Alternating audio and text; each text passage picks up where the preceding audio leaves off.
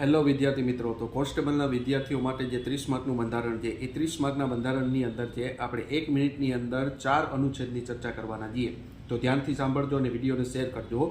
પહેલો અનુચ્છેદ છે આર્ટિકલ નંબર 312. આર્ટિકલ નંબર 312 ની અંદર શેની વાત કરી ગયેલી છે? તો કે અનુચ્છેદ નંબર 312 માં વાત કરી ગયેલી છે અખિલ ભારતીય સેવા. બરોબર, જે અત્યારે 3 પ્રકારની અખિલ ભારતીય સેવા છે, આઈએએસ, આઈપીએસ ને આઈએફએસ. બરોબર. બીજો અનુચ્છેદ છે આર્ટિકલ નંબર 315. આર્ટિકલ નંબર 315 માં યુનિયન પબ્લિક સર્વિસ કમિશન, જેને આપણે કહીએ છીએ સંઘ લોક સેવા આયોગ, અને એ જ અનુચ્છેદની અંદર જે 315 માં વાત કરી ગયેલી છે એસપીએસસી એટલે કે સ્ટેટ પબ્લિક સર્વિસ કમિશન, જેને આપણે કહીએ છીએ રાજ્ય લોક સેવા આયોગ, જે ગુજરાતમાં આવશે તો જીપીએસસી તરીકે ઓળખાય છે. એના પછી અનુચ્છેદ નંબર 316.